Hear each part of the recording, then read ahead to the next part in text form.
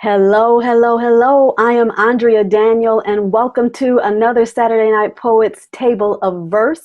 And I want to thank Ocean Sea Poet for allowing me to be here with you today. I'm so glad you came along with me. It's Saturday night, and what a better way to spend a Saturday night than to take a date with me, a poetry date. So thank you for being there. You could be anywhere else, but you are here with me, and I so appreciate it. Before I get into the poems, I want to let you know a few things about how this is going to go. We have an hour to be together, just one whole hour on the table of verse, and I'm going to read some poems. I will be reading from the book that I published. Like Gwendolyn is my book. And so I'll be reading poems from here. I'll also be reading some poems that I wrote that are unpublished. So you will be some of the people who will be hearing some of these poems for the very first time. So consider yourself special because nobody else has heard them. And I'll also maybe will read some poems by some poets that have inspired me through the years. Just a little surprise if there's any time for that within that hour that we have together. And after each poem or after a series of poems, the room is always going to be open for questions. If you have any questions of me, you can feel free to ask them, and hopefully I'll be able to answer. If not, I want you to leave your email address and I will answer them later. And at the end of the show, I'm going to have a giveaway of my book, Like Gwendolyn. So here's how that's going to go. Throughout the show, I'm going to be thinking of a number, just one number from 1 to 10. And I want you out there to use your psychic powers and be in tune with me and think of that number that I'm thinking of from 1 to 10. And the winner will be the person that will win my poetry book, Like Gwendolyn. So that's how all of this is going to go. And a little bit about my background before I actually get into the poetry. I am a writer first and foremost. That's how I choose to communicate my insides to the outside world. It has been like that for a long time. And what I do is I actually do a whole lot of things. Like many of you, we artist types are multi-talented people, and we don't just do one thing. We do a whole lot of things, and sometimes they fall under one umbrella. And so the umbrella that all of my things that I do falls under is communications, arts, entertainment, and culture. That's all that I do. I am a freelance writer and a blogger. I blog at my website. My blog is at www.andreadanielpoet.com. So that's where you can read my some of my blog posts, and some of my poems are there. And I also I freelanced for an international arts and entertainment magazine and the Detroit News, a daily major newspaper here in the city of Detroit, where I am in Detroit, Michigan. And my beat was the entertainment section. So I wrote about everything that I loved, which was dance, theater, and music. And I did that for just about 10 years, a little over 10 years off and on. I finished with them this year because it was just time to move on to other things. For 17 years, I worked for the city of Detroit, 4 years in the city's communications and creative services department. I was a publicist for the city of Detroit. And then I moved over to the city's Cable Communications Commission, which operated the city's government and educational access channels. And I absolutely loved that job. I was there for 12 years. And in that position, I was the production supervisor. I supervised a tremendously talented crew of producers and cameramen and women, camera people and editors and talent. And I was also a producer, writer, reporter, and talent. I was able to use all of my talents under that one roof for 12 years. So that was a really big part of my life for a very long time. Because for one, I'm a lover of the city of Detroit. I'm a native Detroiter. Have lived here all of my life, except for 4 years when I lived away, and I'll tell you about that in a little while. But I came back to Detroit and was so happy to be back in the city of Detroit. Moved back in 1992, so I was away from 1988 to 1992, and I moved back, and I'm so glad that I did, because I am definitely a city girl. I lived away in Maryland, and Maryland is a really nice state, but outside of Baltimore, it's really all just suburb, and I'm an urban girl. I'm a city girl, and so I liked it okay, but it wasn't necessarily my favorite place to be. And I'll tell you a little bit about that later on too. But I moved back to Detroit, and I was glad that I did. And so being able to work for the city government in the two positions that the two departments that I was able to work in, was a real joy to me, because it was important to me to be able to portray the city of Detroit in a positive light. And that didn't always happen, and it still isn't always happening, but it was a thrill to be able to do that. So for 12 years I was there. In 2009, I got laid off, and that kind of rocked my world a little bit. The day that I got the news that I was being laid off, it hit me like a rock, because nobody expected it. We knew the layoffs were coming, but didn't expect it to be me. So I sat there in the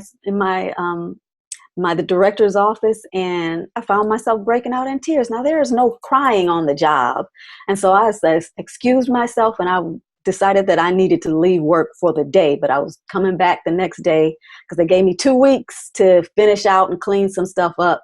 So one of the first things I did after I got over the devastation of being laid off, of finding out that I was being laid off, is I made a list of all the people that I had worked for and worked with throughout the years. And I decided that it was time to let them know that I was available, that, I could work in any capacity that they needed. And one of my old bosses bit. And so I got a job, a full-time job with one of my old bosses in his boutique public relations firm, which was a wonderful experience. It helped keep me going. It helped tide me over. But one of the other things that I did during that time of being laid off, I took it as a learning experience for myself. I was going to learn all I could about being a good writer, being a good poet, and being an entrepreneur, because it came to me that while I had that part-time job, which was helping to sustain me, that I didn't really want to work full-time anywhere else for anybody else but me, that I had gained the experience and I had the skills to be able to work for myself, basically.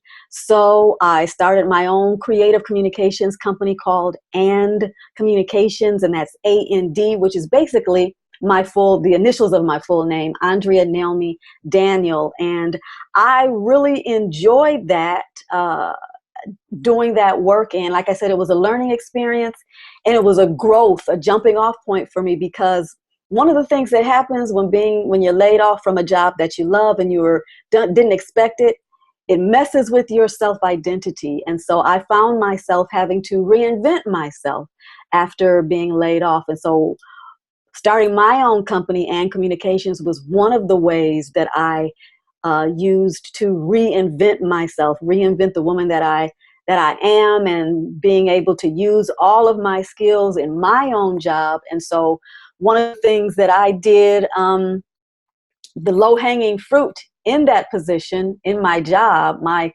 business, was manuscript editing. And so I started editing manuscripts for authors. I'm part of the Motown Writers Network and the Michigan Literary Network, which are two wonderful writers groups here in the city of Detroit. We do a lot of things with writers.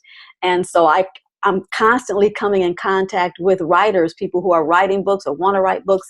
And I wanted to make it my goal to help other writers produce error-free products, because a lot of the writers in the Motown Writers Network, and then something that was growing at the time, was independent publishing or self-publishing. And one of the things that discredits self and independent publishers is poor writing, and a lot of errors in the writing, and bad covers, and just a whole lot of things that just don't give you good value in the world of publishing. And so I wanted to help writers be their best and look their best. And so I did that for a couple of years, until I found out that I didn't really have the mentality to do that, because it takes a lot to edit other people's work, and I found that it was kind of hard for me to do.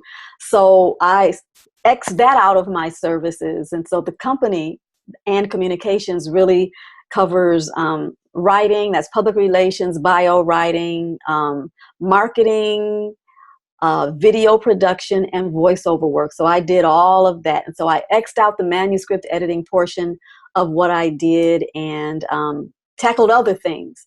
And through the years, I have found that I am constantly refining what I do, and refining and honing, narrowing my focus in what I do.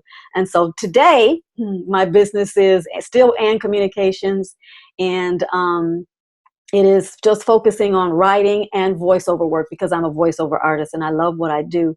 And so I had that part-time job from 2000, yeah, it was a part-time job with my old boss from 2009 to 2011, until his business slowed down, and then he had to lay me off too. And so I took on working my business full-time just until this year. I found that my ends weren't necessarily meeting. And so I had to go back to full-time work, and I was able to go back to my old boss with the PR company. He has since grown, and he had always told me that if I needed to, I could come back. And I did need to come back, and he welcomed me with open arms. And so I am back with full-time employment, but I'm also running my business. But one of the other things that I did after I got laid off and was refining and redefining and reinventing myself is I decided that it was time to do something that I had always wanted to do, and it was to write my first poetry book, to publish my first poetry book. I had years and years, like 40 years of writing compiled together. And I was like, yep, it's time to do this. It is time to do my book. And I went to a lot of writing workshops and a lot of writing conferences. And there was one particular conference, I believe it was in either 2010 or 2011.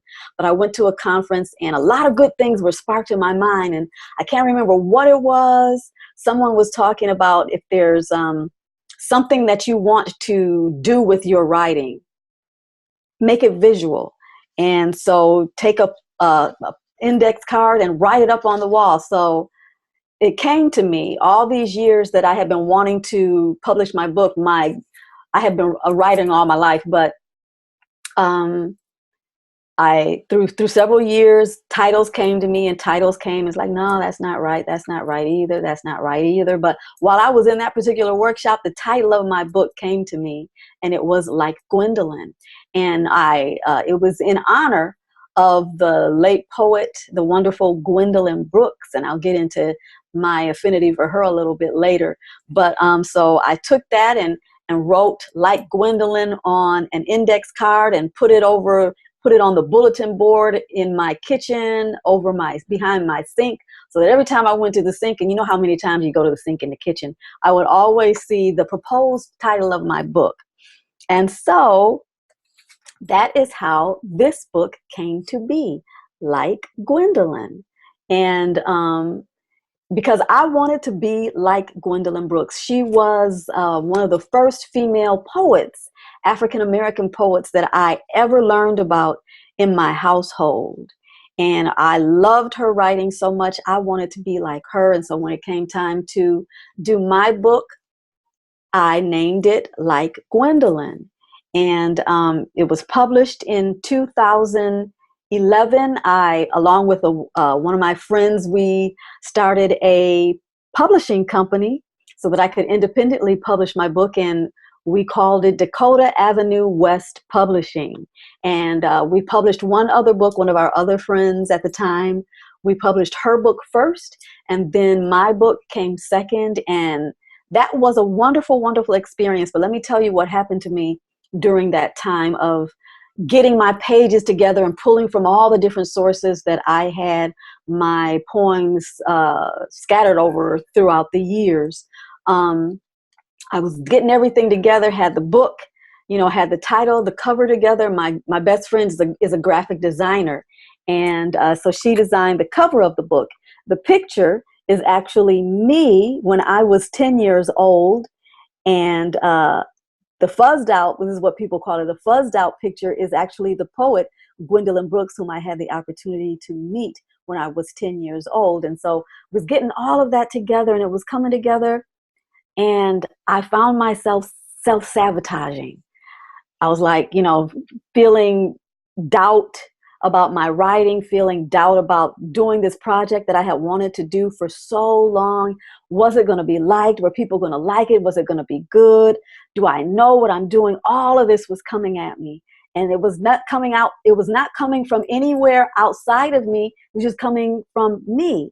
And so I got over it. A couple of my friends gave me a swift kick in the butt and a good steady talking to, and I was like, okay, I'm ready to do this. So I got the book published, and we had a wonderful book launch event in 2011. And so it has been an excellent journey going through this book, and I dedicated it to my family, who has always been very strong supporters of everything that I've always wanted to do in the arts, from dancing to acting to writing poetry, all of that. I have done all of it through the years, and singing as well. And so they have always supported me.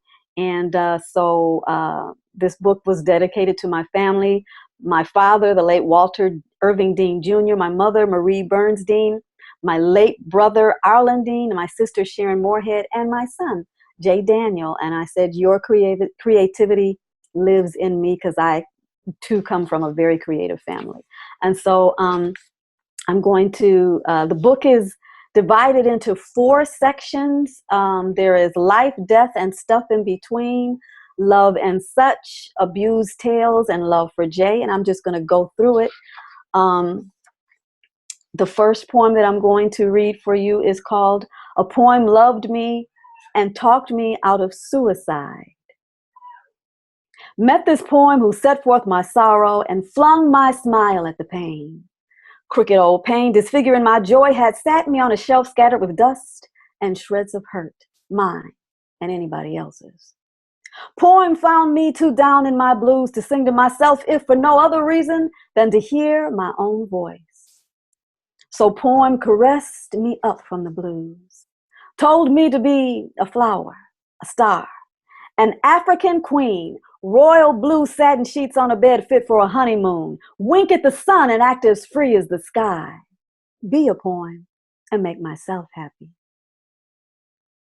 And I wrote that a long time ago after having gone through a period of depression. And so that poem helped pull me out of the depression moment. And so that is A Poem Loved Me and Talked Me Out of Suicide. Now, mind you, I didn't come as close to wanting to commit suicide. So that title is a little dramatic, I suppose, but I felt really bad. And so that title came to me as something really powerful. The next poem in the book I'm going to read is called Brown-Eyed Susan in the Rose Garden. A brown-eyed Susan in a garden of roses looks like a brown-eyed Susan in a garden of roses. And what's she supposed to do amongst all those roses? Either she wants to wither away or find some other brown-eyed Susans. Or the roses could delight in the warmth of difference she brings and love her for her brownness. And this is a poem, of course, about self-acceptance and others accepting you for who you are, as you are. And I had the wonderful pleasure of having this particular poem turned into a song. My best friend, the same lady who designed the cover of my book and whom I started the publishing company with, she's also a musician. She goes by the name of Eno Savad. And she loved this poem so much, she took it and expanded it and turned it into a beautiful song on I believe it's her second CD called Changes. And I also had the chance to sing background on that CD for this particular song. And it's a really, really wonderful song. Um, really beautiful. I love the way that she expanded on it. The next poem is called Homemade Beauty. Homemade Beauty, it was called. Modestly sporting that pieced together look. Fingernail polish worn, wearing yesterday's t-shirt and jeans, bussing it. She had sold the car and requested no help from the home front. She had become a woman surviving on her own homemade wit, feeling foolish. He wanted to help, lending his all, sending roses, calling her incredible. Modestly, he made her feel beautiful in her homemade glory. And I wrote this poem. It was dedicated to a friend of mine, a lady named Judy Douglas. We were best friends in elementary school. She moved away in sixth grade, and we still remain friends today. She lives in Atlanta, and we found each other on Facebook, and we are still friends. But she told me when she had moved from Florida to Atlanta at a certain point, these were the experiences, some of the things that she went through. She had sold her car. She was down to a pair of jeans, and, her fingernail polish was worn. And that struck me. But the gentleman that did help her out was an inspiration for this poem also, because he helped her continue to feel beautiful. This next poem is called Friendly, but Not Too. A curse from Mama, this beauty that drives men crazy and women to envy with pains like labor. So when she met him, she was friendly, but not too. She had met his kind before. He couldn't get her out of his head. Whenever she stepped into the lobby, he was on her with hellos and beautifuls and how you doing today? Like he had never seen a pretty woman before. And she was friendly, but not too. Then he was in her space, too close, came to her office for no real reason, stalking her like she was in heat. Finally, she resorted to, it would be better if you just stopped talking to me. Then he was on her with, bitch. And this poem actually surprised me. I don't remember writing it. I found it in the back of one of my favorite poets' books. And it must have been one of those poems that just snuck up on me and had to be written, because I was going through some things and found this poem. And I very, very rarely, I don't like the word bitch. I very rarely use it, and you'll find out why in a little bit. But I think that was a true experience. I think it's either my experience or someone else's experience that I heard about. But the gentleman did, it was kind of like stalking whenever I or the woman came to work. And like, believe me, I can't remember if it was true or whatever, but it was an experience that was real. And so that was the poem that came out of it. The next poem in the book is called Being. It could have been someplace else some other time, but I remember you. The locks that fall like Maine when no one else is around. The music that fills the room with color and texture. The mixture of cultures, metaphors, and alliterations bouncing off the walls, deep in tone, rising and dropping from one intellectual dimension to another. It could just be the music or a combination of it all, but it's all too familiar. Reminds me of the place I'm meant to be. And this, strangely, is a poem about the job that I got laid off of. We had a wonderful boss, one of our first bosses when I first came into that particular job with the City of Detroit's Cable Commission. And our boss was wonderful. He loved music. He was Rasta. He had beautiful locks, and we would have deep conversations, and he would have deep conversations with everybody in the office. And we'd all work late, and he'd turn and crank the music up, and we'd just all be loving it. So that particular poem I guess, basically dedicated to that boss I had. The next poem is called Perfect Note. Born on a piano player's broken wing, C note partners with E note to catch the bass line. Not perfect being of man and all, but attached to life, there is nothing but song to live by in the middle of the night when silence and music meet on a horizon. And this poem is about a piano player that I just happened to run into on iTunes. I was listening to somebody else's music. It was a vocalist, and I was listening to her music, but it's not her voice that caught me. It was the piano player that was blowing my mind. His name was Taylor Igetsey. I think that's the way you pronounce his last name, or Ightsey, Taylor Ightsey. And I went back and I found more of his CDs and his music, and I was just ordering music, and I was hanging out in my office here on iTunes all night just listening to his music, and it so inspired me. And it had been a long time since music had inspired me for whatever reason. And I just cranked out like 3 poems, one after another, also after having a long period of writer's block. And so, yeah, that's how that poem happened. And so, I'm wondering at this point if anybody has any questions that they would like to ask.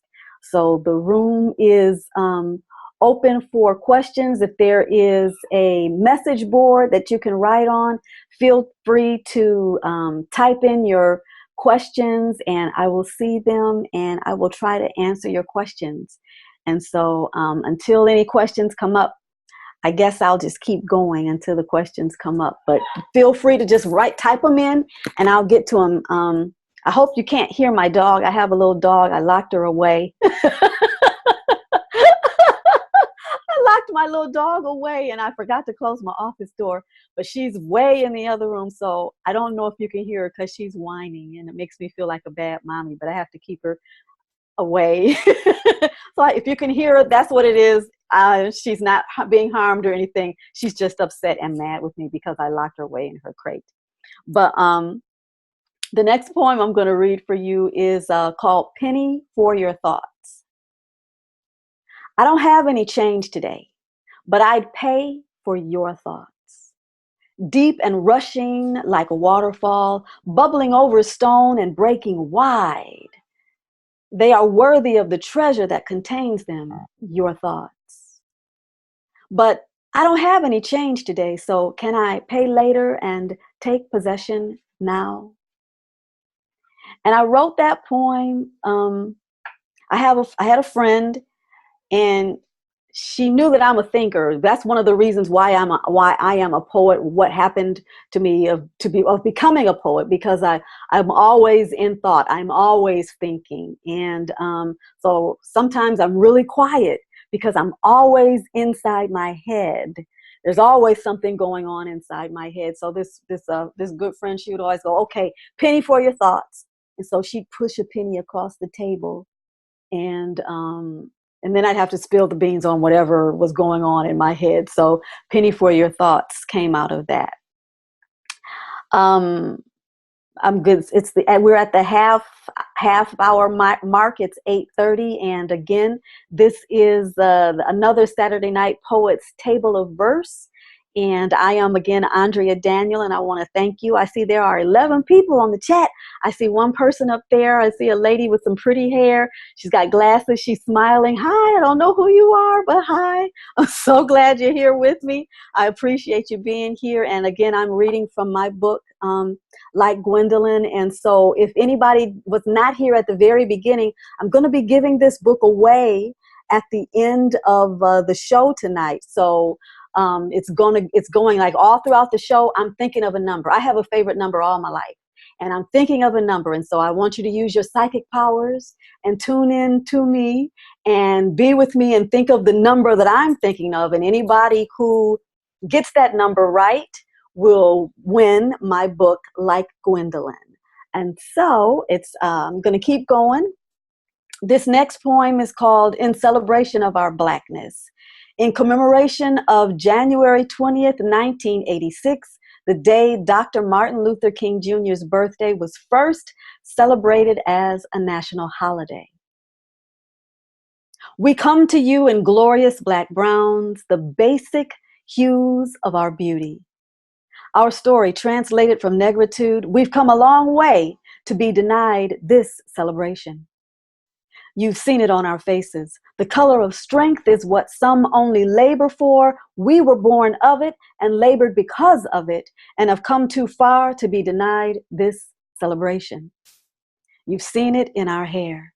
Natural like the land from whence we came, an expression of ourselves, identifiable by nappy heads, kinky textured strands, an introduction of who we are, have grandly come thus far and won't be denied this celebration. The next poem is After the Talk for Sonia Sanchez. She became my priestess, my guru, my petite goddess. From then on, I wanted to sit beside her and breathe her air, study her. From then on, it was Sonia said this and Sonia said that. And when I talked to Sonia, she said thus and so, thus and so. And poetry became fresh where the atmosphere had been dull, lifeless, and stale. Sonia exhaled what I needed and I wanted it in my lungs. Her books became Bibles. Her wisdom was like Solomon on earth and I wanted it in my lungs, in my lungs. I wrote that poem after having the wonderful opportunity of spending an hour long with Sonia Sanchez in an interview. I got to interview the poet Sonia Sanchez for a whole hour, and it was wonderful. I don't know if anyone has ever met Sonia Sanchez or had the opportunity to at least be in her presence while she has done a reading or anything, but she is a tremendously vibrant woman, and her poetry is so vibrant. After that interview with her, I was renewed and poetry really did become something new to me. And so I have her to thank for helping me along. I think this was around maybe 2011 when I got to interview her. So yeah, that was for Sonia Sanchez. The next poem is You Brought Back the Words. My muse had stopped talking, refused to pen me a poem, as if there were no more stories to tell, no more love to describe again. She'd just sit, staring at me blankly uninspired as pen and paper gathered dust on the table. Nothing seemed to interest her the way it had when we were young and sight and time were fertile in our hands. So she quit. I forced a word or two, a line here or there, just to keep at it, and she'd frown, knowing it wasn't her doing at all. Her look said, trite, and it would end up in the trash. I'd give a weak smile. She'd go back to staring until you walked in, moved some things around and made me your home.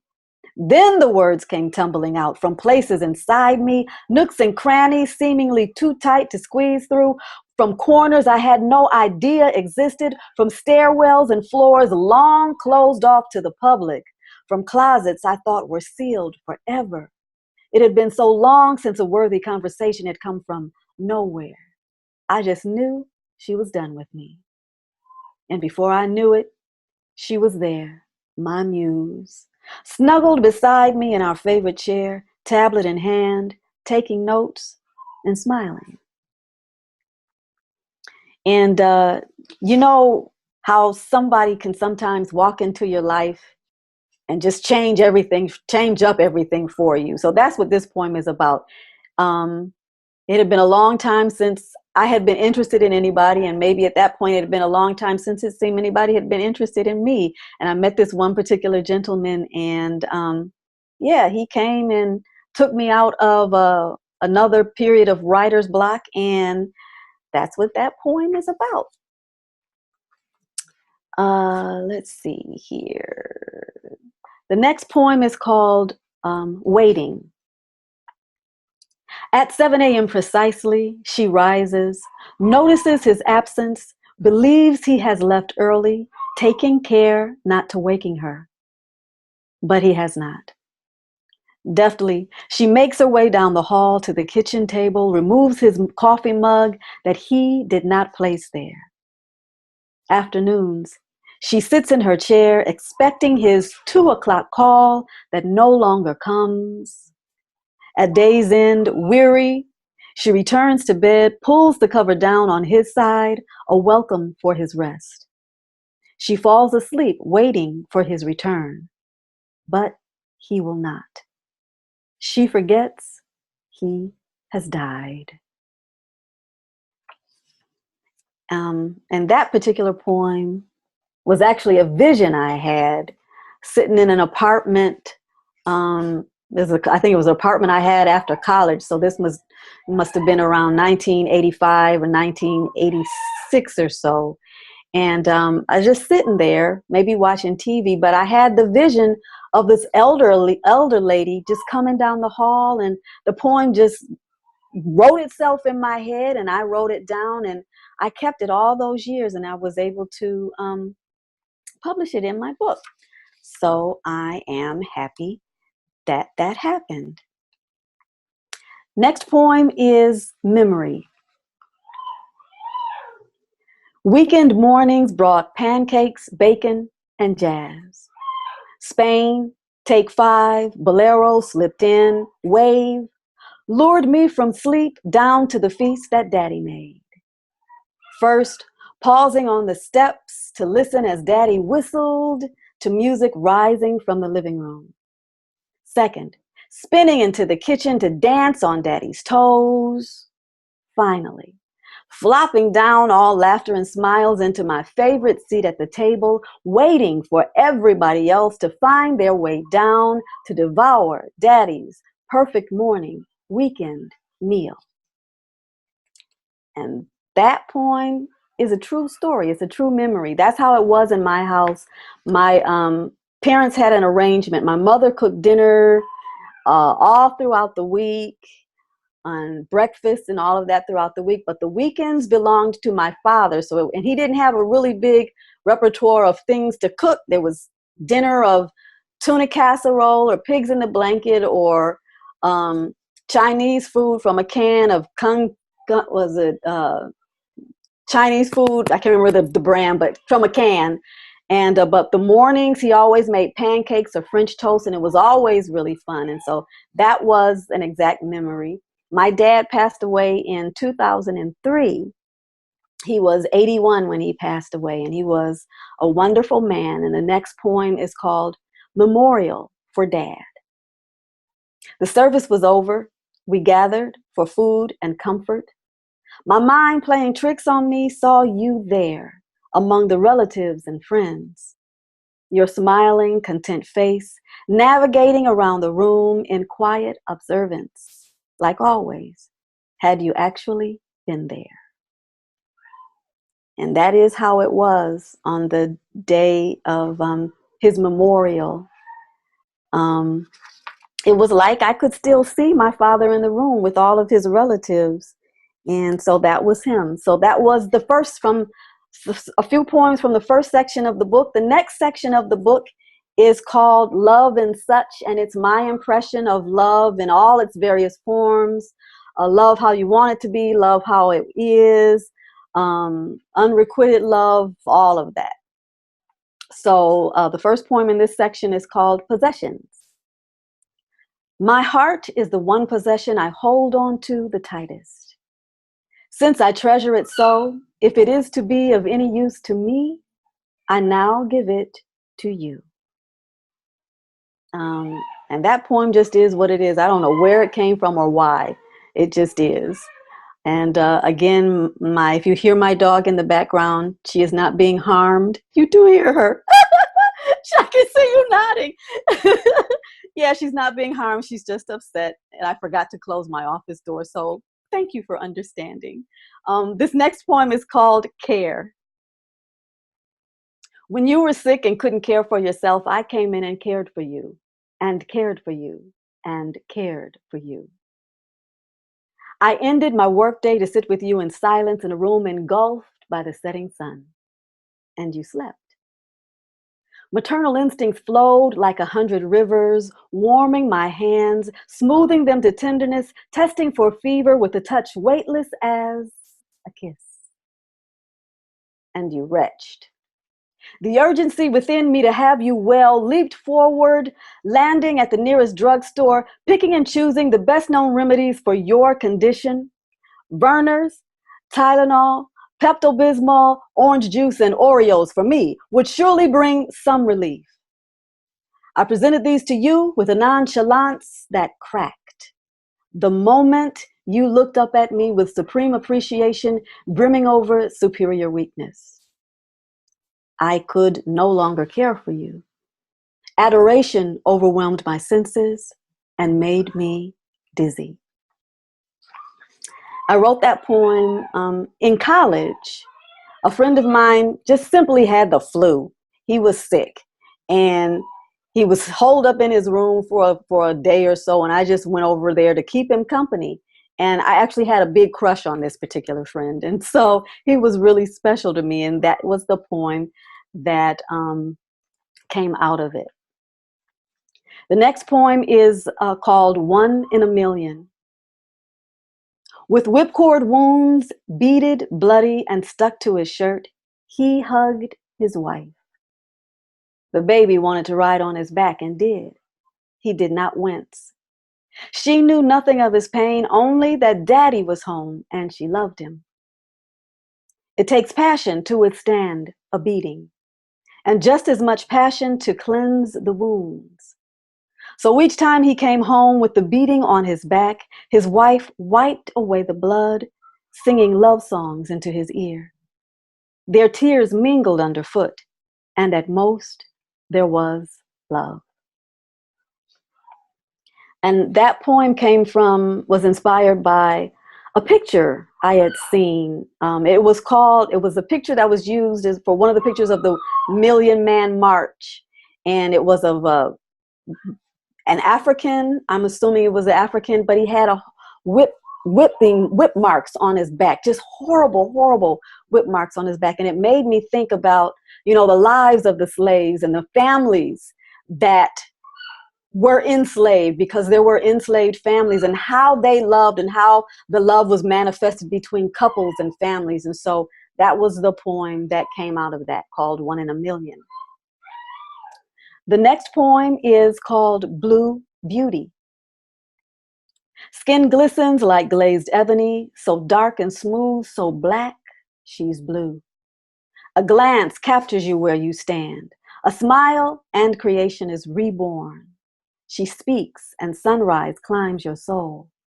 A touch and you forget your name. And this poem was inspired by another picture. It was actually a picture of a swamp. It was swamp trees, and the trees were reflected in water, mossy brown water, but it was a beautiful, beautiful reflection. And I don't know how it happened to be that I turned it into this one called Blue Beauty, but the trees were so dark. And I kind of flipped it also because I like to see men respond to women. I like to see men watching women and how they respond when a woman looks at them or speaks to them. And, so that's how those two concepts came together to be called Blue Beauty, this particular poem. This next poem is called The Poem Maker. He sees her crystal clear like lace, speaks in hyperboles that go totally beyond her, but she's slipping anyway.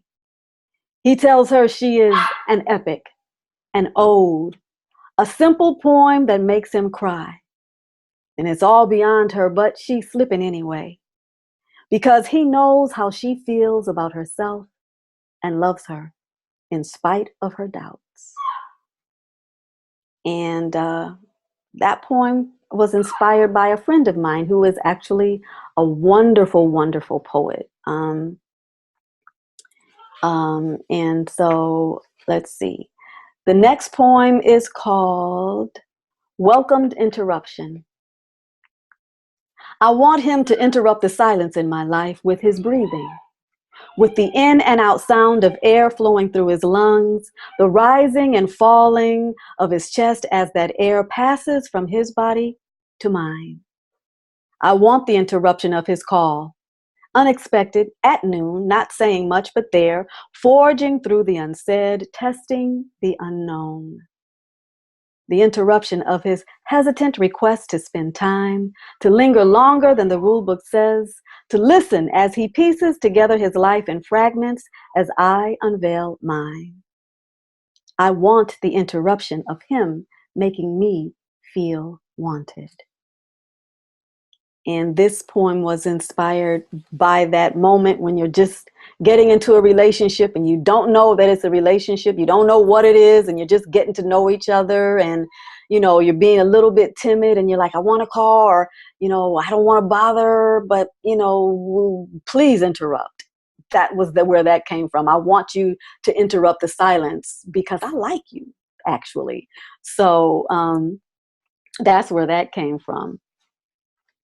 Let's see. So now I'm going to take a sip of water. Excuse me.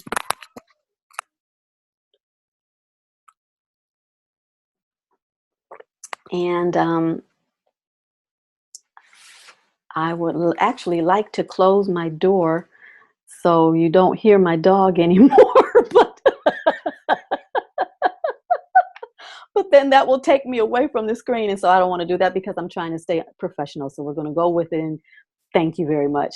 So the next poem is from the section in my book called Abused Tales. And one of the things of my story is that I'm a survivor of domestic violence. It's about 22 years now that I left my abusive husband. And I took our son with me. Our son at that time was a year and a half. And I had lived through the abuse for 4 years. It started on our honeymoon, and I stayed for various reasons. And then we had a son. And no, it wasn't always bad, but when it was bad, and it was enough to make me have to leave at a certain point. And so during my years of recovery from the abuse, I wrote a lot because poetry is my response to my life and the things that go on in life. So I have several poems here that are responses to my experience.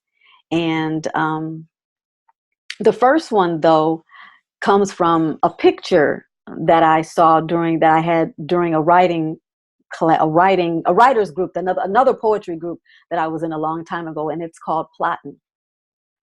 Benita and Bethany, sisters, sit in a corner of the village square, their backs against the market building.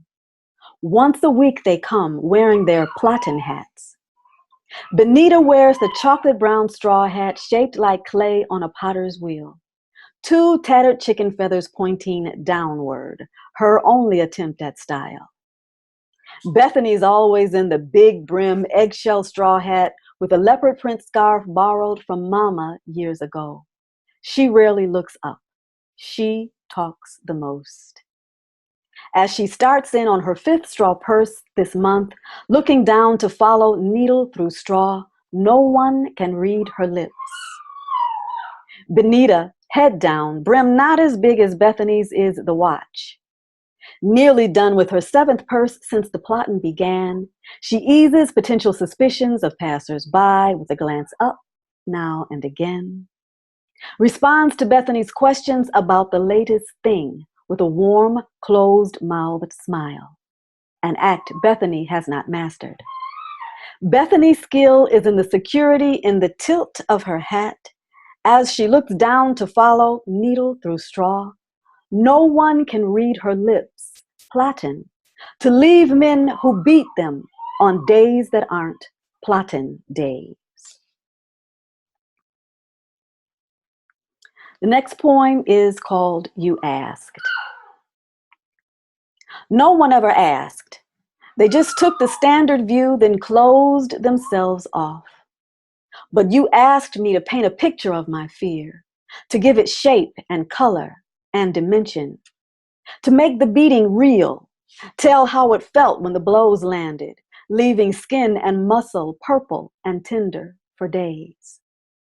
You asked to be taken back in time, looked on in disbelief at the punch in the nose after the football game, saw blood form, stepped aside with the 5-month pregnant me when the chair was thrown across the room, felt it land on the linoleum just beyond our feet. You asked and sat close so as not to leave me lonely in my telling, held my hand and loved me in your listening. And that is an actual occurrence of someone asking me to explain what I went through and what it was like to live through the abuse. And because most people don't know how to respond, or they don't know what to say when you say, yeah, I was a victim of domestic violence. They don't know what to say. But this particular friend went the extra mile, and she asked me, well, tell me what it was like. And so the next poem is October 6th, is called October 6th, 1992. Standing at the refrigerator, you came near and knocked me off balance. Pain. And a look down saw your foot return to the floor. Done with it, I got out the orange juice anyway, and I heard God say, you can go now. A light bulb came on and a tiny sense of freedom set in, and I heard it again. You can go now. I almost smiled but dared not. You can go now released me from the hold of your house, from living in fear, from the unpredictable predictability of your nature, from uneaten meals that accompanied your fussing, from hiding mistakes and lying to lessen the inevitable sting of your palm against my skin or foot in my stomach or my wee character ripped even further to shreds, your favorite pastime. You can go now, released me from death. And that is the actual occurrence of how it went down the day I decided to leave my abusive husband. That is actually what happened. And I'm going to leap forward to the last section in the book, which is called Love for Jay. And Jay is my son. He is now 24. And like I said, when I left my husband, my son was 1.5 years. And a judge ordered that my son at 2 had to go back and have visitation with his father. So at 2 years old, my son would leave me for 2 weeks at a time. And it was very hard. I didn't have access. His father didn't allow me to talk on the phone with him. He couldn't call. I couldn't call them. I'd call, but his father wouldn't answer. So long periods of time. And it was horrible, horrible, horrible for me. I always thought that my son would never want to come back because it was always seemed like it was always so much fun there with my husband, with his father, because I didn't have anything. I lived with relatives for a while, lived with my parents for a while. And it was always really scary for me when my son went away. His father tried to poison him against me, all of that. It was bad. But anyway, it's a better story now, and life is all good. But this is one of the poems that came out of that period, and it's called Love for Jay. Or it's called No Other Love, actually, from the section Love for Jay. The kind that wakes you first thing in the morning and cries for you at night, whose company you crave when you're at work and miss when he's asleep. The kind that meets you at the door with leaps and bounds and smiles all over and laughs with you when the rain falls or the sun shines, shares your all when the sky is blue or gray or pink. The kind who sits on your lap and rests his head on your shoulder, who eats what you don't and drinks what you want, whose questions come from everywhere, whose observations are fresh and pure. He sees things that are not as if they are. The kind whose hand slips into yours, stares you straight in the eye, knows something's wrong just from the look on your face, whose mind you love for what it is, whose heart you feel for what it brings. Nothing compares to his kind of love. And that is that. You've heard a lot of poems from my book. I wasn't able to get through some of them. I wasn't able to do some of the things. An hour goes by really fast. I didn't realize that, but an hour goes by really fast. But I had a real good time being here on the table of verse, and I really thank everybody out there for being there. So now is the moment when you still hear my dog crying. She must know that it's coming to the end of this session, and I'll be able to let her out. But now is the time that you can be with me and use your psychic powers and think of the number that I've been thinking of all throughout this whole hour, so that you can win this book like Gwendolyn. And I'm going to tell you the number in 3, 2, 1. Okay, somebody is saying 7. Nope, that's not the number. Oh, I'm sorry you didn't get it either. Boo. But the number, if anybody is writing it in, I don't know, but the number is actually 2. 2, 2, 2. 2 is my favorite number. So 2 is the number that has been with me this whole time that I have been with you. If anybody actually did think of that number 2, please, you can inbox me or contact Ocean Sea Poet and let him know that you are the winner, because I want to make sure that you get this book. I will gladly ship it to you. And let's see. The last thing I'm going to do right quick is one last thing from the book. And it's actually a combination of a couple of things. I got a few minutes left, and I think I can do it in these last few minutes. It's a combination poem and a song. I melt under the sound of your voice, like chocolate in the sun. Under the sound of your voice, I would be a queen, would throw sorrow to the flame. Just say my name. Would write new songs and sing them at your feet, just only to hear your voice. And it's done. Never before have I heard my name like song until you spoke it.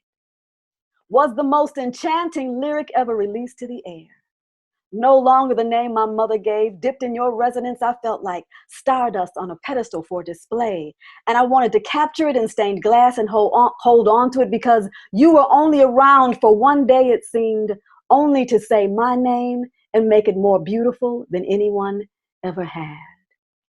And that's it. Thank you for being there on the Table of Verse. I'm Andrea Daniel. Thank you, Ocean Sea Poet. Thank you out there, and peace. Good night.